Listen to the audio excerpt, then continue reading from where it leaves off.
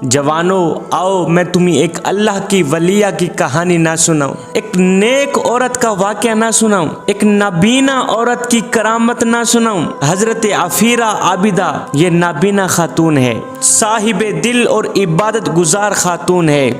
खाशियत इलाही में, खौफ खुदा में इतना रोती थी कि नाबीना हो गई। खाशियत इलाही में अल्लाह के इश्क में रो रो कर आंखें दे बैठी, अंधी हो बैठी, नाबीना हो बैठी। किसी ने कहा अंधा होना भी कैसी बदनसीबी है, ये अंधापन भी कैसी बदकिस्मती है। तो इस अल्लाह की नेक बंदी ने कहा, और नादानो खुदा के दीदार से महरूम रहना इससे ज़्यादा बदनसीबी है। खुदा के दीदार से महरूम रहना और इस बदकिस्मती से ज़्यादा बदकिस्मती है। एक दिन इस नाबीना अल्लाह की वलिया के पास कुछ औरतें आईं। इनमें से एक औरत हिंदू थी, हिंदू मजहब से ताल्लुक़ रखने वाली खातून थी। ये हिंदू औरत ज़ारो कतार रो रही थी, तड़प रही थी। इस अल्लाह की नेक बंदी ने, इस नाबीना खातून ने उस हिंदू औरत को अपने पास बुलाया और रोने का सबब पूछा। उस हिंदू औरत ने रोते हुए जवाब दिया, बीबी जी मैं हिंदू हूँ, मैंने आपकी बहुत ज़्यादा तारीफ़ सुनी है कि आप अल्लाह की नेक बंदी हैं, मुत्तकी परहेज़गार हैं। मैं एक मुसीबत में गिरफ़्तार हूँ, खुदा के लिए मेरा ये काम कर दे, मेरा ये मसला हल कर दे। इस अल्लाह की नेक बंदी ने फरमाया कि तेरा कौन सा ऐसा मसला है जिसके हल कराने के लिए तू इतना ज़ारो कतार रो रही है, तड़प रही है, बताओ कौन सा काम है तेरा। उस हिंदू औरत ने कहा कि मेरा एक लड़का है, मेरा एक बच्चा है जो अंधा है, नाबीना है, खुदा के लिए आप मेरे उस बच्चे की रोशनी दिला दो।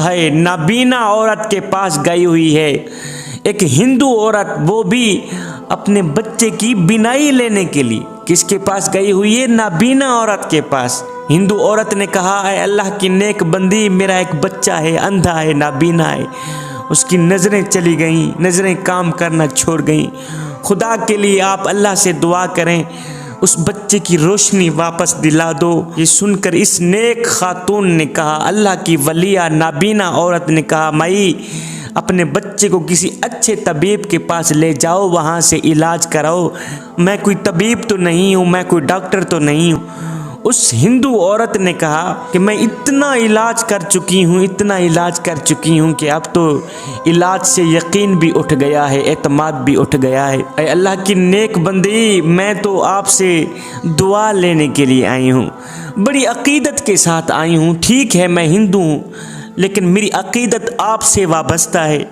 मैं बड़े यकीन से आई हूँ कि आप अगर दुआ करें तो अल्लाह ताला मेरे बेटे को बिनाई दे देगा, रोशनी अता कर देगा। ये सुनते ही उस अल्लाह की नेक बंदी ने, अल्लाह की वलिया ने, नाबीना खातून ने दोनों हाथ उठाए आसमान की तरफ देखा, एक दो आंसू बहाए। आंसू बहाते ही उस नाबीना बच्चे के हक में दुआ की। दुआ करने के बाद ये नेक बंदी कहने लगी, ऐ हिंदू लड़की अपने बच्चे को लेके घर चली जा। अब ये हिंदू औरत अपने बेटे को खुशी खुशी अपने गले लगाती है, वापस ही घर की तरफ जा रही थी। अब बच्चा भी माँ के साथ जा रहा था, एक जगह पे ठोकर लगी, बच्चा मुंह के बल गिरा, पेशानी जमीन पे जा लगी। माँ ने तड़प कर बेटे को जमीन से उठाया, तड़प कर बोली, बेटा कोई चोट तो नहीं लगी? हाय, लड़के ने जैसे ही दोनों आंखें खोली तो सुबहान अल्लाह, अल्लाह के करम व फजल से बच्चे की नजरें काम कर रही थी, बिनाई वापस आ गई थी। बच्चा कायनात के नज़ारों को देख रहा था। बच्चा चिल्ला कर बोला, माँ मैं देख रहा हूँ, मैं तुम्हें देख रहा हूँ, मैं आसमान को देख रहा हूँ, मैं ज़मीन को देख रहा हूँ। माँ मेरी नज़रें काम करने लग गई हैं, माँ मैं सब कुछ देख रहा हूँ।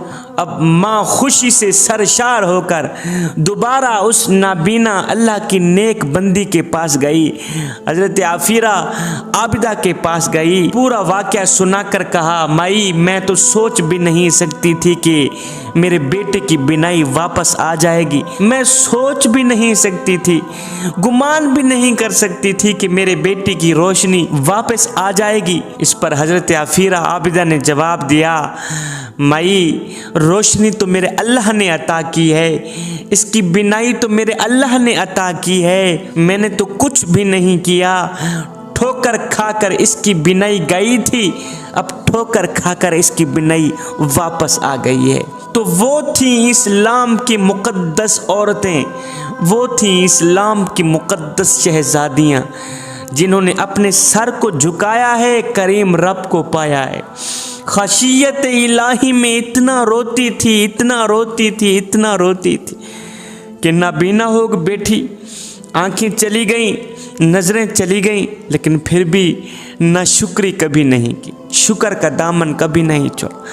फिर मकाम तो देखे ना, अगर हिंदू दरवाजे पे आता है वो भी फैज़ लेके जाता है, अभी मुंह से दुआ निकलती नहीं है, कबूल पहले हो जाती है। तो मेरी माओ, बहनों, बेटियों, आ जाओ उस करीम रब की दहलीज पर जहाँ इज्जत ही इज्जत है, जहाँ मकाम ही मकाम है। घर में मुसल्ला बिछा लो ना, खुद को अल्लाह के सामने झुका लो ना। जब तुमने अपने तन को भी मालिक की ज़ात के आगे झुका दिया, जब तुमने अपने मन को भी करीम रब की ज़ात के आगे झुका दिया, फिर तुम भी एक ना एक दिन हज़रत आफीरा आबिदा जैसी बन जाओगी। मेरी बहनों, जब आपका भाई, आपका शौहर, आपका बाप अल्लाह ताला के अहकामात को पामाल करने को कहे, मतलब कि पर्दा करने से रोके, तो ऐसे वक्त में आपको फिरौन की बीवी हजरत आसिया की ज़िंदगी को सामने रखना चाहिए। फिरौन बावजूद इसके कि वो अपने आप को एक बहुत बड़ा रब कहता था, खुद को जालिम बादशाह कहता था, खुद को कायनात का मालिक कहता था, कायनात का रब समझता था। दोनों मियाँ बीवी फिरौन और हजरत आसिया एक मकान की एक ही छत के नीचे रहा करते थे। मगर सुनो, जब अल्लाह ताला की नाफरमानी करने पर फिरौन ने अपनी बीवी हजरत आसिया को मजबूर किया, तो हजरत आसिया ने जालिम बादशाह फिरौन को डंडके की चोट पर कहा, ए जाने मन, मैंने अपनी जान तो तुझे दे दी है, मगर सुनो, तुझे ईमान नहीं दिया। ए फिरौन, मैंने अपनी जान तो तुझे दे दी है, अपना ईमान तुझे नहीं दिया। मेरी जान तेरे हवाले है, मेरा ईमान किसी और के हवाले। कहा फिरौन, जान जाती है 100 बार चली जाए, मगर सुनो, करीम रब की नाफरमानी हरगिज़ नहीं करूँगी। उस अल्लाह की नेक बंदी ने अपने हाथ पांव जिस्म में मेखें लगवा ली, जान दे दी, मगर अल्लाह की नाफरमानी पर राजी ना हुई। मेरी बहनों, खुदा के लिए हजरत आसिया की ज़िंदगी को अपना आइडियल बना लो, हजरत आसिया की ज़िंदगी को अपनी ज़िंदगी बना लो। अल्लाह की नाफरमानी छोड़ दो, किसी मलामत करने वाले की मलामत की परवाह हरगिज़ ना करो, किसी मलामत करने वाले की बातों की परवाह हरगिज़ ना करो। इस दुनिया की चंद रोज़ा बदनामी से बच जाओ। दुनिया की इस चंद रोज़ा ज़िंदगी में खुद को अल्लाह के नाम पे कुर्बान कर दो, अपनी जवानी को अल्लाह के नाम पे कुर्बान कर दो, अपने बुढ़ापे को अल्लाह के नाम पे कुर्बान कर दो। यही ज़िंदगी का असली मकसद है, इसी मकसद के लिए ही हम इस दुनिया में आए थे।